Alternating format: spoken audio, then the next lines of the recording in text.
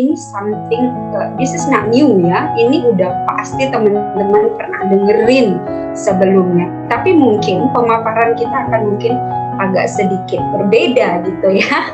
Bukan berbeda dalam arti yang bagaimana, tapi kita akan melihat per ayat gitu ya. Dan itu akan memberikan kita hal yang baru lagi. Bukan baru artinya kita nggak tahu sebelumnya, tetapi ini memperbaharui kita kembali ya, untuk betul-betul question mark, kita ini pengikut Tuhan atau enggak ya. Baik, teman-teman, ini tadi Mr. Hanafi sudah menjelaskan apa judul kita pada malam hari ini. Jesus Encounter with Dominics of the Gadarens. Jadi ini tempat ini adalah satu tempat yang spesial gitu ya. Kenapa spesial nanti kita akan belajar.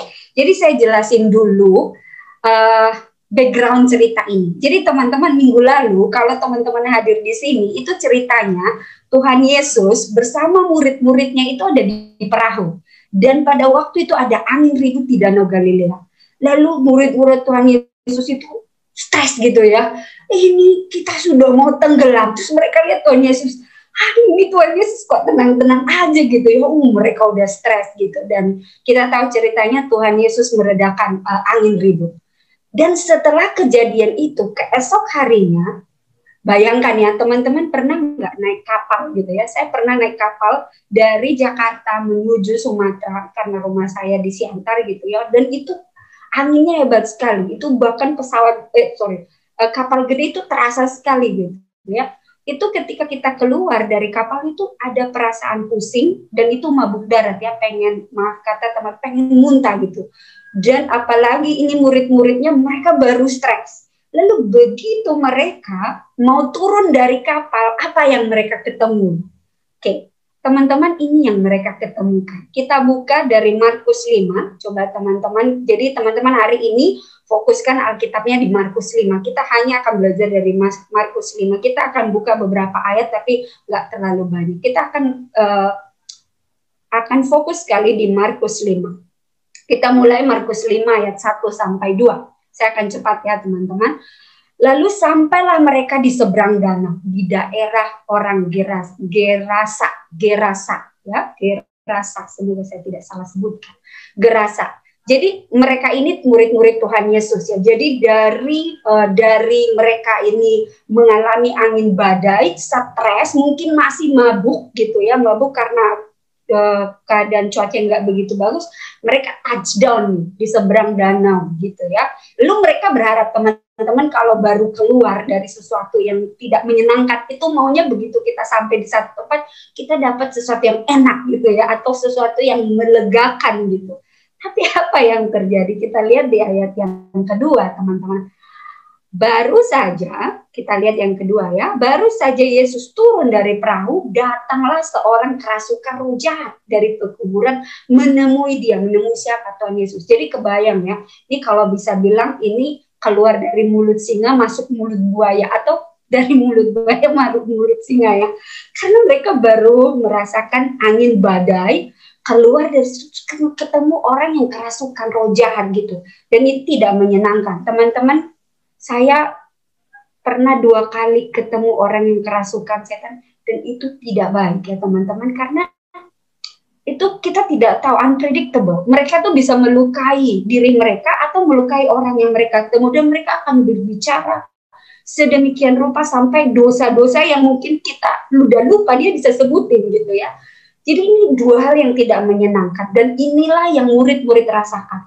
Kira-kira kalau teman-teman jadi muridnya Yesus, ini kebayangnya. Pasti kalau saya di situ salah satu dari saya, apalagi ini Tuhan kok bisa gini ya gitu ya. Mungkin mereka akan mengeluh gitu ya. Dari satu keadaan yang tidak menyenangkan, mereka ketemu orang ini gitu ya. Dan itu sesuatu yang tidak menyenangkan. Lalu mereka katakan, dari pekuburan. Jadi tempat ini, tempat pekuburan dan daerahnya itu sangat gersang gitu ya. Jadi tempat ini bukan sesuatu yang menyenangkan, memang untuk di tempat untuk kita bisa singgah gitu ya. Dan orang ini menemui Yesus gitu ya. Ini sungguh sesuatu yang unik sebenarnya ceritanya. Kita lanjut ya teman-teman ya. Baca Alkitabnya teman-teman, siapa tahu saya ada salah. Boleh kasih tahu saya, siapa tahu saya ada kesalahan ya. Oke. Teman-teman, kita lanjut ceritanya ya. Di Markus 5 ayat 3 sampai 5, kita mulai ayat 3. Orang itu diam di sana. Orang itu orang yang kerasukan setan itu ya. Dan tidak seorang pun lagi yang sanggup mengikatnya sekalipun dengan rantai. Jadi orang ini sangat kuat gitu ya. Orang-orang di sana itu mengikat dia bukan hanya dengan tali tapi dengan rantai, tapi selalu diputuskan oleh orang ini. Karena dia memiliki tenaga yang luar biasa ya, supranatural, dan kita nanti akan mengetahui kenapa bisa seperti itu. Tuh ya. Kemudian kita lanjut lagi, sehingga sebenarnya kalau kita lihat kenapa orang-orang di sana mau mengikat dia, karena dia ini menimbulkan keresahan kepada orang-orang yang tinggal di daerah sekitar situ ya. Di ayat yang keempat, teman-teman. Karena sudah sering ia dibelenggu dan dirantai, tetapi rantainya diputuskannya dan belenggunya dimusnahkannya, sehingga tidak ada seorang pun yang cukup kuat untuk menjinakkannya. Jadi kita bisa membayangkan orang yang kerasukan setan ini sangat kuat, sehingga tidak satu pun. Teman-teman, di sini ini ada para gembala babi ya. Jadi mereka ini orang-orang yang sebenarnya sangat kuat-kuat karena mereka biasa berhadapan dengan binatang buas yang ada di dekat situ. Tetapi mereka tidak sanggup, tidak satu orang pun yang tinggal di daerah Gerasa ini yang bisa menguasai orang yang kerasukan setan ini. Kenapa? Kenapa tidak bisa dijinakkan gitu ya? Ini udah kayak maaf kata ya teman-teman, ini udah kayak binatang yang menjinakkan. Kata-kata itu berarti kita lihat bahwa orang-orang betul-betul menganggap dia sesuatu yang bukan lagi manusia ya, walaupun physically dia masih manusia. Kita lanjut ya teman-teman. Semoga teman-teman tidak mengantuk mendengarkan saya. Lanjutkan. Oke. Kita lihat sekilas, jadi Lukas, Markus juga menceritakan hal yang sama ya. Bagaimana Lukas menjelaskan, mendeskripsikan orang ini. Kita lihat teman-teman di Lukas 8 ayat 27. Boleh satu orang membacakan dengan kuat? Lukas 8 ayat 27.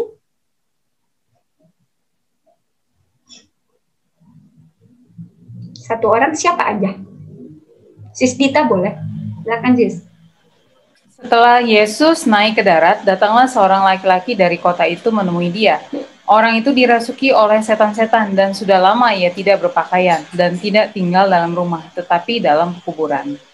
Lukas menggambarkan dengan seperti ini. Markus tadi tidak deskriptif ini ya, tapi Lukas mendeskripsikan seperti ini. Jadi si laki-laki yang kerasukan setan ini ya, dia ini dirasuki setan-setan, berarti lebih dari satu. Dia sudah lama tidak berpakaian. Bayangkan ya teman-teman, menemui orang yang tidak berpakaian itu sesuatu yang tidak menyenangkan ya. Itu inappropriate gitu ya, kita melihat orang yang tidak berpakaian gitu ya, dan tidak tinggal di rumah, berarti sebenarnya keluarganya sudah tidak peduli dengan dia. Tetapi di dalam pekuburan ini semakin spooky ya, semakin orang ini kayak sudah begitu modelannya dia kerasukan dan dia tinggal di pekuburan dan setan-setan itu ada di dalam dia. Jadi benar-benar orang ini sebenarnya orang yang terbuang ya, dan tidak dianggap lagi oleh orang-orang di sekitarnya. Kita lanjutkan teman-teman di Markus 5, kita lanjutkan. Bagaimana sikap Yesus terhadap orang ini ya, apakah dia cuek dan sebagainya. Mari kita lanjut teman-teman. Markus 5 ayat 5 sampai 8. Kita mulai di ayat 5. Siang malam ia berkeliaran di pekuburan orang tersebut ya, dan di bukit-bukit sambil berteriak-teriak dan memukuli dirinya dengan batu. Jadi sebenarnya orang ini sangat kasihan ya. Di luar kemampuannya dia tidak bisa mengontrol dirinya. Jadi dia berkeliaran, berteriak-teriak dan memukuli dirinya dengan batu. Teman-teman pernah nggak memukuli diri dengan batu? Itu sakit ya. Kalau kita melukai diri kita itu sendiri itu beda sakitnya dengan kita dilukai orang. Karena kita itu, jadi orang ini melukai dirinya di luar kontrolnya dia. Jadi sebenarnya kita melihat dia tidak mampu menguasai dirinya karena dirinya itu sudah diambil alih oleh setan-setan yang ada pada saat itu menguasai dirinya. Jadi dia tidak punya kontrol akan dirinya sendiri. Di ayat yang ke-6, teman-teman kita lanjutkan. Ketika ia melihat Yesus dari jauh, berlarilah ia mendapatkannya, lalu menyembahnya. Teman-teman, kalau teman-teman pernah lihat orang kerasukan, dia tidak akan pernah mau menyembah siapapun. Dia akan selalu mencecar semua kesalahan-kesalahan kita. Tapi kenapa dia mau berlari dan mendapatkan Yesus? Berarti, teman-teman, kita tidak akan pernah mau mendapatkan seseorang kalau kita tidak mengenal dia. Atau kita tidak punya sesuatu yang penting dengan orang tersebut. Misalkan saya ketemu Sis Dita, atau misalkan Sis Amel gitu ya. Karena saya kenal mereka ketika saya lihat, gitu ya, senang gitu ya. Karena kita kenal mereka. Atau mungkin misalkan saya ketemu teman bisnis atau apa, ya baru saya mendapatkan mereka karena I know them, I want to associate with them ya. Jadi pengen ketemu atau mungkin melakukan sesuatu. Nah, orang ini out of nowhere ya, yang gila ini, yang kerasukan ini, dia tiba-tiba mau mendapatkan Yesus. Berarti ada sesuatu yang terjadi sebelumnya yang ingin ya dilakukan oleh orang ini. Jadi dia tahu bahwa dia akan mendapatkan sesuatu dari Yesus. Ini orang yang kerasukan ini. Di ayat yang ke-7. Dan dengan keras ia berteriak, apa urusanmu dengan aku? Hai Yesus, anak Allah yang maha tinggi. Demi Allah, jangan siksa aku. Teman-teman, kita lihat di sini aneh ya. Coba teman-teman perhatikan di ayat 6. Dia ini lari mendapatkan Yesus. Tetapi dalam sekian detik, dia tiba-tiba bersuara keras. Apa urusan? Ini kayak betul-betul dua orang yang berbeda menguasai satu tubuh. Lalu dikatakan, apa urusanmu dengan aku, hai anak Allah yang maha tinggi? Demi Allah, jangan siksa aku. Kenapa saya garis merahi anak Allah yang maha tinggi? Teman-teman, ini adalah bahasa aslinya. Ini sama tulisannya di Bilangan 24 ayat 16. Kalau teman-teman buka, ini disebutkan yang maha tinggi. Jadi ini ada di perjanjian baru. Gelar ini diberikan oleh setan karena setan tahu bahwa dia adalah anak Allah yang maha tinggi. Mereka mengenali siapa Yesus. Dan mereka tahu apa yang Yesus bisa lakukan. Gitu ya. Jadi mereka udah ketakutan gitu ya. Makanya dia merasa, waduh, Tuhan Yesus mau ngapain gitu ya. Jadi mereka mengenal Yesus karena dia adalah putra Allah yang maha tinggi. Dan nama itu disemakan kembali. Jadi mereka ini, si setan yang ada di dalam tubuhnya orang ini mengenali siapa Yesus gitu ya. Jadi dia mengenali Yesus itu adalah anak Allah. Dan dia mengatakan itu, mempernyatakan itu. Kita lanjut ya teman-teman. Di ayat yang ke-8, saya akan cepat. Oke. Baik, bolehkah satu orang teman-teman boleh membacakan Markus 5 ayat 8? Boleh satu orang bantu saya membaca Markus 5 ayat 8? Saya tidak tuliskan di sini karena ada sesuatu yang saya pengen kita baca bersama. Boleh siapa aja? Markus 5 ayat 8. Yes. Karena sebelumnya Yesus mengatakan kepadanya, hai engkau roh jahat, keluar dari orang ini. Baik. Jadi Yesus tahu ya. Kata roh jahat di situ berarti Yesus mengerti sekali siapa yang ada di dalam tubuh orang ini. Ya, dan dia tahu secara spesifik roh jahat. Teman-teman, kita nggak punya waktu yang banyak.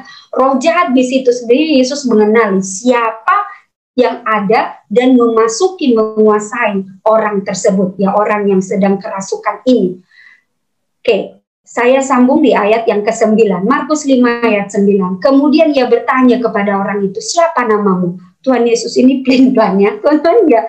Dia tahu roh jahat, tapi dia tanya siapa namamu gitu ya. Teman-teman, kira-kira Tuhan Yesus tahu gak namanya? Pasti dong tahu. Terus ngapain dia tanya ya? Kayak pelin-pelan gitu ya. Siapa namamu? Yesus itu maha tahu ya teman-teman. Bahkan di hati kita katanya, kita aja nggak tahu rambut kita seberapa banyak, Tuhan Yesus tahu. Apa yang di dalam lubuk hati kita tahu. Jadi kalau masalah nama, dia tahu siapa namanya. Tapi apakah dia bertanya kepada orang yang kerasukan ini? Tidak. Karena orang kerasukan dia tidak tahu namanya. Dia bertanya kepada siapa?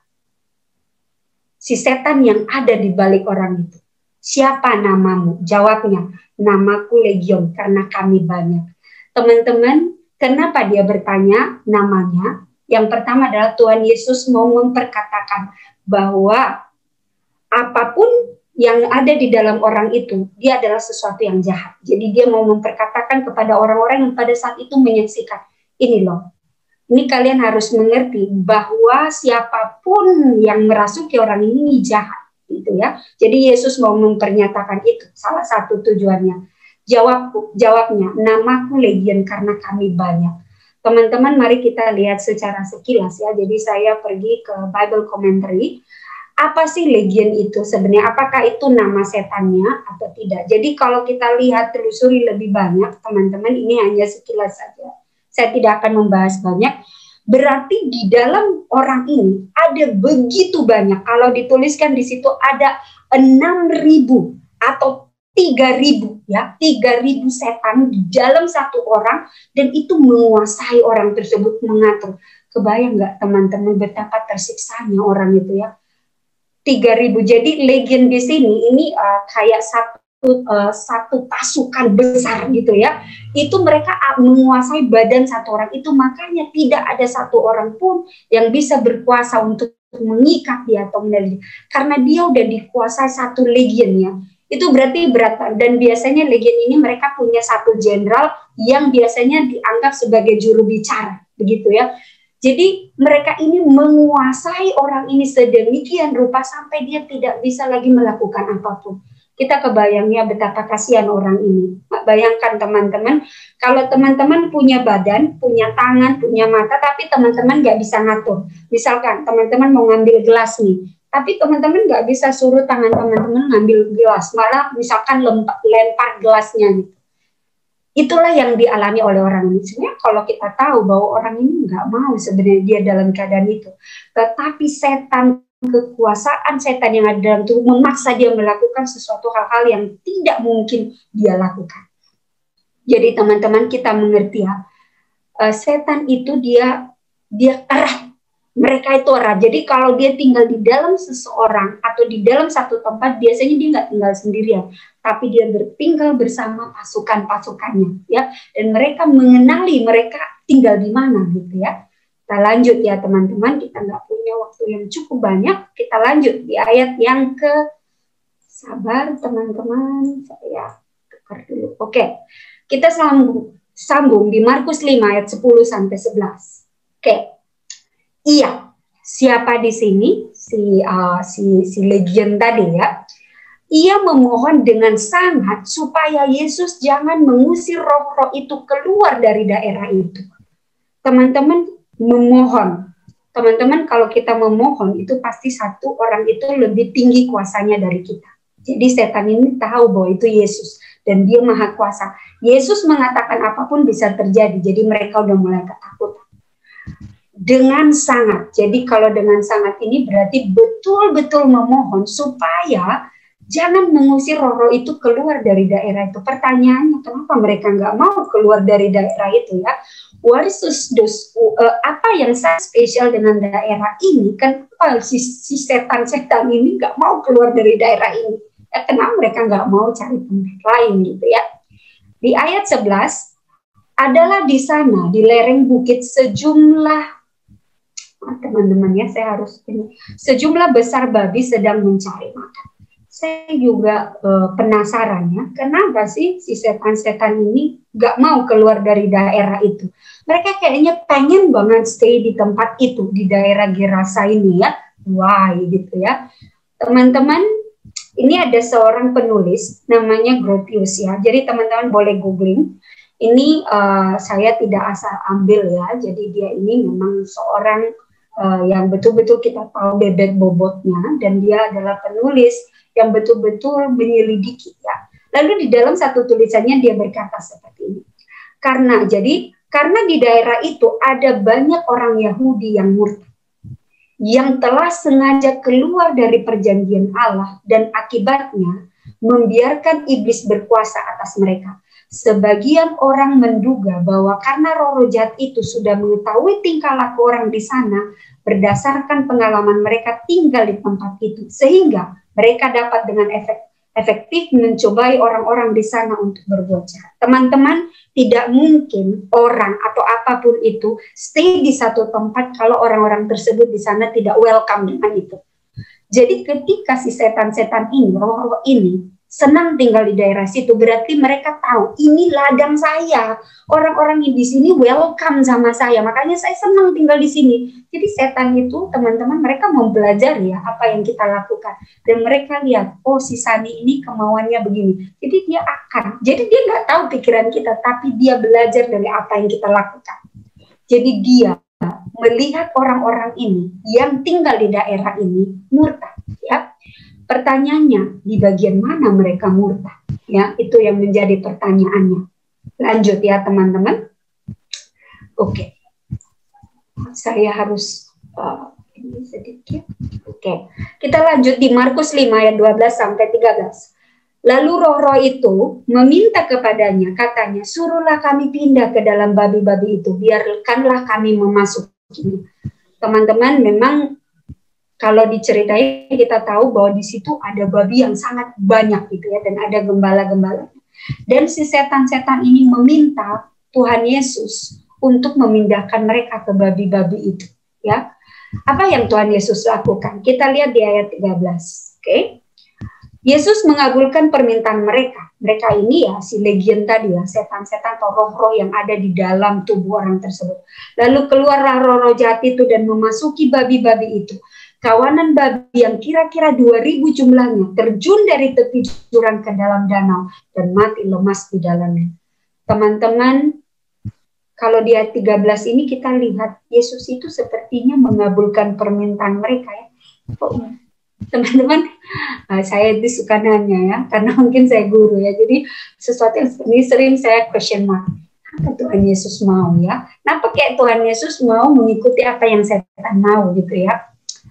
Kita akan dapati nanti kenapa seperti itu. Tetapi yang mau saya highlight di ayat 13 adalah ada 2.000 babi yang dimasuki oleh roh-roh itu, lalu mereka mati lemas dan mati, babinya mati. Teman-teman, ini kita hitung-hitungan ya, karena saya ini orang accounting gitu ya. Teman-teman, kalau kita pengusaha, lalu kira-kira kita punya 2.000 ekor babi, satu ekor itu saya lihat-lihat harganya tuh 500.000. Coba dihitung-hitung, 500.000 kali 2.000 itu tuh hampir 1 M ya. Jadi kebayang nggak betapa stresnya ownernya babi-babi ini ya, yang punya babi ini, karena tiba-tiba dalam sepersekian detik babinya mati gitu ya, dan dia have no idea gimana tuh caranya. Yang paling takut adalah gembala-gembalanya. Gimana nih saya mau mempertanggungjawabkan kepada Tuhan saya gitu ya.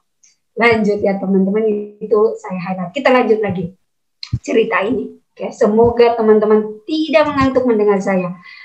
Kita lanjut, semangat ya teman-teman. Markus 5 ayat 14 sampai 15. Ayat 14.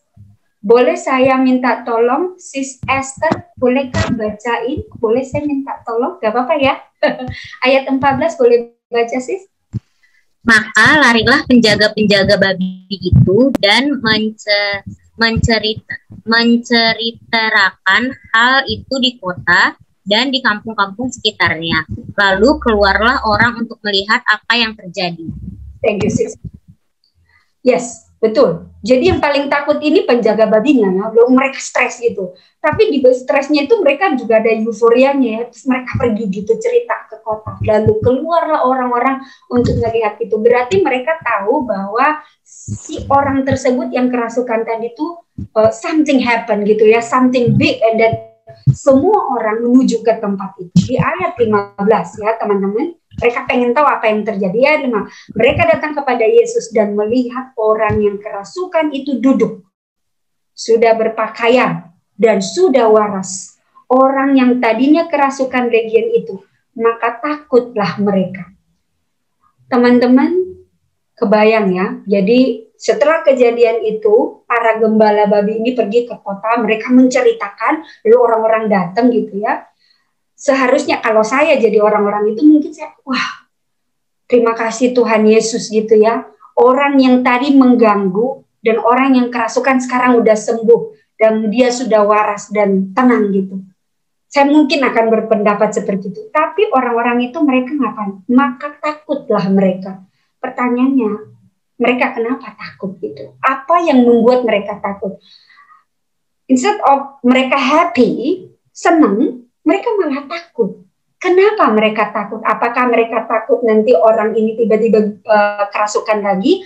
Atau apakah mereka takut Tuhan Yesus akan mengeluarkan setan-setan itu dan mungkin nanti akan pergi?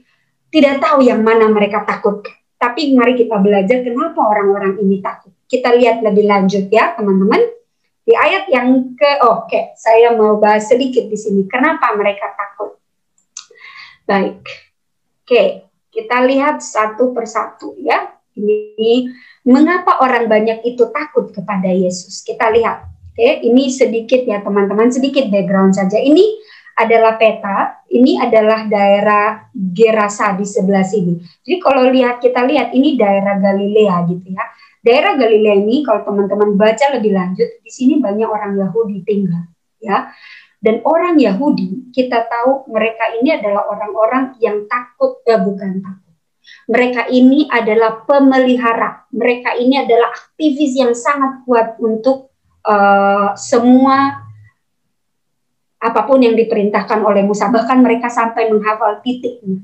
Dan salah satu perintah Musa itu mengatakan bahwa mereka itu tidak boleh memakan daging babi yang haram. Tetapi mereka memang tidak makan, tetapi mereka memelihara. Dengan catatan mereka memelihara untuk mendapatkan keuntungan dari situ. Teman-teman kalau baca sejarahnya teman-teman akan tahu. Jadi mereka ini satu bisnis yang mereka lakukan. Memang mereka tidak mengkonsumsi itu, tapi mereka menjualnya. Dan itu menjadi satu sumber pencarian buat orang-orang ini.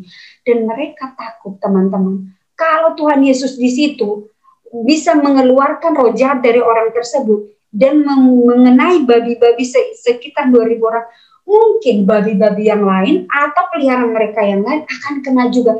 Jadi orang-orang ini sangat takut mereka akan kehilangan materi. Itu hal yang paling mereka takutkan.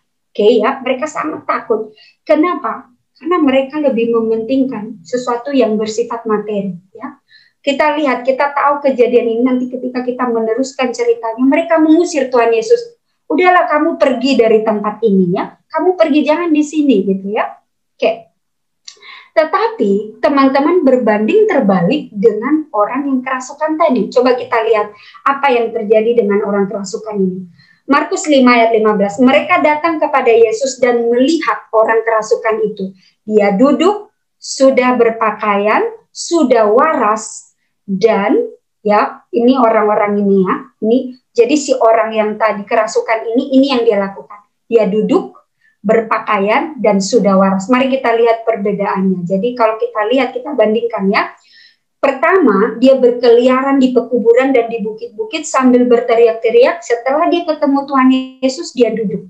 Berarti dia bisa tenang gitu ya.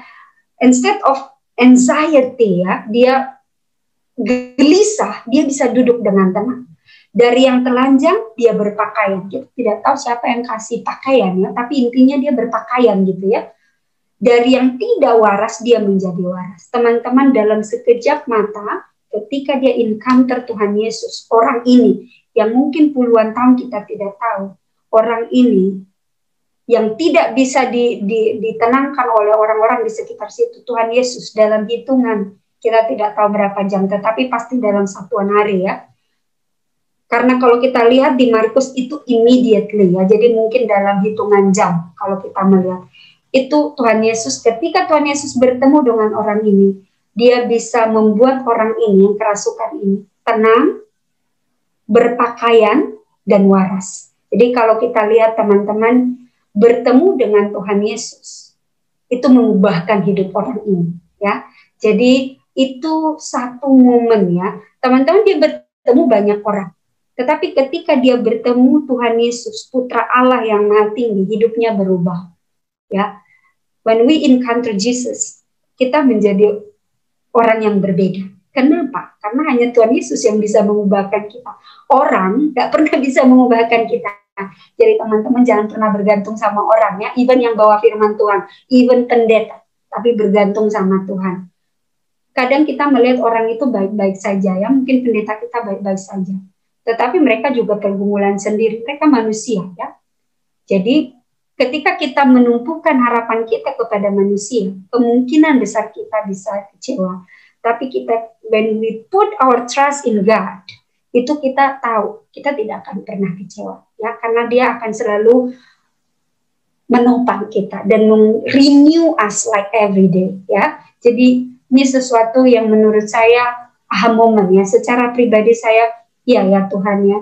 Kita ini, teman-teman pernah nggak sepanjang hari ini mungkin teman-teman gelisah, ya, mungkin buat keputusan, gelisah nggak bisa bikin apa-apa, itu membuat teman-teman stres, nggak bisa duduk, nggak bisa minum, nggak bisa makan. Tapi when you pray, ya, Tuhan Yesus membuat kita tenang gitu. Atau mungkin teman-teman di care group atau di tempat teman-teman, mungkin teman-teman kesel gitu, ya, kok ini kok nggak bisa jalan atau apa gitu.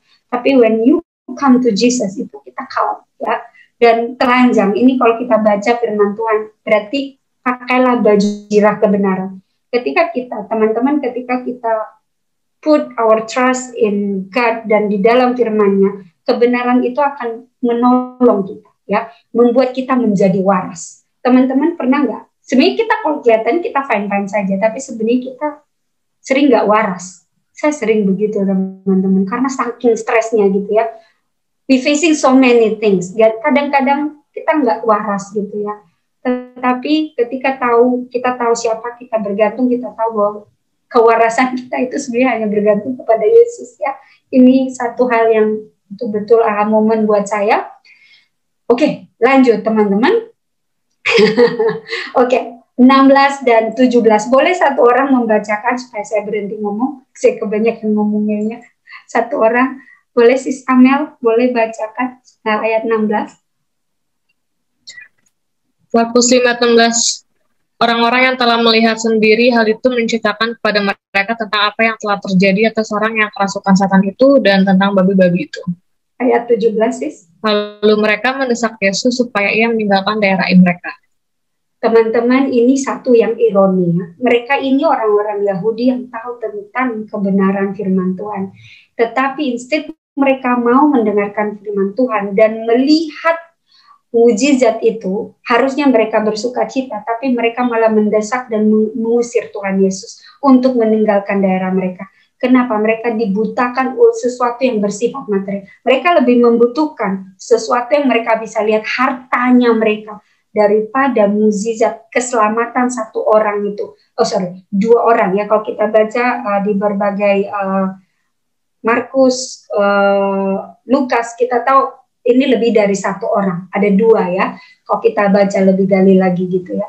Tetapi masalahnya bukan di situ, tapi kita lihat sikap hatinya mereka itu, ya, sikap hatinya orang-orang ini. Lanjut, ya teman-teman, saya bacakan buat kita Markus 5 ayat 18 sampai 20. Pada waktu Yesus naik ke dalam perahu, orang yang tadi kerasukan setan itu meminta supaya ia diperkenankan menyertai dia.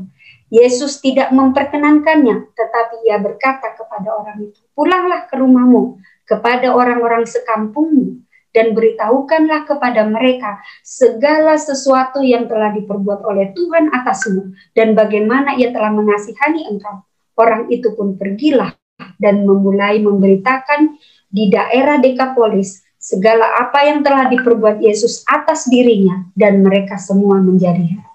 Teman-teman, kebayang nggak orang ini, ya? Begitu Tuhan Yesus menyembuhkan dia dari kerasukannya, dia tentu pasti mau, ya. Teman-teman, kalau ada orang yang menolong teman-teman, pasti pengen ikut dengan orang itu. Kenapa itu? Karena kita merasa kita tergantung sama orang itu. Tapi Yesus bilang enggak, kamu stay di sini. Teman-teman, begitu orang-orang di situ mengusir Tuhan Yesus pun angkat kaki. Dia nggak mau kalau orang-orang di situ mengusir dia juga nggak mau di situ. Tetapi Tuhan Yesus tidak give up dengan orang-orang di situ. Dia meninggalkan seseorang yang akan bekerja untuk memberitakan firman. Dan orang inilah orangnya, ya. Teman-teman, kebayang nggak ketika orang ini memelas kepada Tuhan Yesus, Tuhan aku ikut dong gitu, ya. Terus Tuhan Yesus udah masuk ke perahu, terus dia lihat, ya, murid-muridnya, lalu dia lihat Yudas di situ. Dia tahu dong Yudas akan mengkhianatinya. Mungkin kalau kita lihat manusia kita bilang, Yudas keluar, masuk kamu gitu, ya. Karena Yudas kan pasti akan, Yudas Iskariot, ya, maksud saya, pasti akan berkhianat, ya. Tetapi Tuhan Yesus tidak melakukan itu ya. Dia tahu ketika dia meninggalkan orang ini, dia punya misi khusus untuk orang ini ya. Dia punya sesuatu yang harus dilakukan di daerah itu. Dan apa itu ya? Memberitakan firman Tuhan. Dan teman-teman, kita lihat ya. Teman-teman, kalau teman-teman lihat di Lukas 8 ayat 40 ini cerita yang sama. Kita lihat apa yang dikerjakan oleh orang ini. Orang yang disembuhkan kerasukan setan ini. Ketika Yesus kembali kemana gitu ya. Teman-teman harus baca sendiri karena kita nggak punya waktu. Kembali ke tempat itu, orang banyak menyambut dia. Sebab mereka semua menanti-nantikan dia. Orang mana orang yang ada di gereja tersebut. Satu orang yang kerasukan setan yang bertemu dengan Tuhan Yesus dalam sekian jam ya, saya tidak tahu persis berapa sekian jamnya, Tuhan Yesus mengubahkan hidupnya. Dan apakah dia betul-betul bekerja sendiri? Saya yakin Tuhan Yesus bersama dengan Roh Kudus menyertai orang ini. Orang gila ya, orang kerasukan setan itu nggak gampang ya. Dia mungkin orang-orang lain akan takut sama dia. Tetapi saya yakin Tuhan memberikan kekuatan kepada orang ini dan Tuhan memberikan kuasa sehingga apa yang diberitakan itu oleh orang yang kerasukan ini itu betul-betul membuat orang bertobat. Dan kita tahu banyak orang yang bertobat karena pemberitaannya. Kita baca ya, teman-teman harus baca dari awal. Ini saya hanya ambil di ayat langsung 40 dan seterusnya. Kalau kita baca, kita tahu bahwa orang yang kerasukan ini diubahkan Yesus dari orang yang gelisah, berjalan di kuburan, menyakiti dirinya, berubah, dia jadi tenang dan mau memberitakan firman Tuhan. Dari yang dia tidak tahu kebenaran, dia jadi tahu kebenaran. Dari yang tidak waras menjadi waras. Itulah kuasa Tuhan Yesus, Anak Allah yang Maha Tinggi. Teman-teman, saya akan mengakhiri dengan satu, karena kita tidak punya waktu yang banyak, tapi teman-teman, di waktu luang teman-teman baca ya. Karena ketika kita membaca, itu berbeda dengan ketika hatinya kita mendengarkan dengan orang lain. Teman-teman, kalau saya bilang mungkin kasar ya, tetapi kadang hidup kita, walaupun mungkin kita bilang kita waras, mungkin kita waras ya, mungkin teman-teman punya kedudukan, jabatan di satu perusahaan dan sebagainya, I don't know ya, kita mungkin merasa kita waras, I'm fine gitu ya. Tapi sebenarnya kalau kita melihat hati kita dan menilik kita, sebenarnya kadang-kadang kita ini bukan orang yang waras, ya. Kenapa? Karena kita itu mungkin banyak hal yang kita lalui dan membuat kita menjadi terlalu capek, terlalu gelisah, sehingga kita lebih banyak menggunakan logika kita daripada menggunakan kebenaran firman Tuhan. Tetapi Tuhan katakan kepada kita, saya akan melakukan sesuatu di dalam hidupmu. Dan buatlah sesuatu yang saya buat, saya ubahkan dalam hidupmu. Buatlah itu ya, menjadi satu testimoni ya. Menjadi satu cerita yang kita gunakan untuk memperkenalkan Tuhan bagi orang-orang di sekitar kita. Teman-teman, looks like it is easy ya. Seperti kelihatan ini gampang, tapi sebenarnya ini susah sekali. Yang paling susah itu adalah memperkenalkan Tuhan Yesus bagi orang-orang yang dekat dengan kita, yang mengenali kita setiap hari. Tetapi itu sangat powerful sekali ya. Seperti orang yang kerasukan tadi, dia sangat powerful. Kenapa dia powerful? Bukan karena dia hanya sembuh dari kerasukan setannya, tetapi karena Tuhan berkuasa atas dia. Jadi ketika Tuhan berkuasa atas kita, sebenarnya we can do like everything ya untuk Tuhan gitu ya. Satu hal yang saya ingatkan kepada teman-teman, ketika Tuhan bisa mengubahkan orang yang tidak berarti ya. Sebenarnya teman-teman kalau baca kisah ini, kalau kita lihat sebenarnya perhentian Tuhan Yesus di gereja itu sesuatu yang kalau kita lihat dari segi mappingnya itu nggak perlu. Gitu. Kenapa teman-teman? Karena daerah itu nggak biasa untuk dilewati. Tapi Tuhan punya satu misi. Dia dari angin topan dan sebenarnya dia berhenti di daerah itu.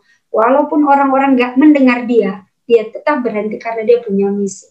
Dan Tuhan tahu, ya Tuhan tahu, dia mengubahkan orang-orang di kota itu di kota Gerasa yang murtad, tapi Tuhan Yesus mengubahkan.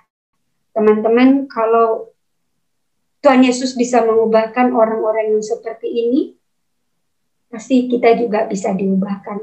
Teman-teman jangan berarti berpikir bahwa ketika teman-teman mendengarkan firman Tuhan, berarti teman-teman lebih suci dari yang lain. No, ya. Semakin kita mendengarkan firman Tuhan, semakin banyak tantangan dan semakin kayaknya kita bisa berdosa like anytime gitu ya. Tetapi we know ya, kita dikuatkan oleh Tuhan. Teman-teman, semoga sharing malam ini betul-betul stay in your heart ya, dan gunakanlah cerita yang Tuhan lukir dalam hidup teman-teman, biarlah itu berkuasa untuk mengubahkan hidup orang lain. Share ya your story. Oke? Itu saja teman-teman pemberitaan firman Tuhan pada malam hari ini. Tuhan Yesus memberkati. Terima kasih.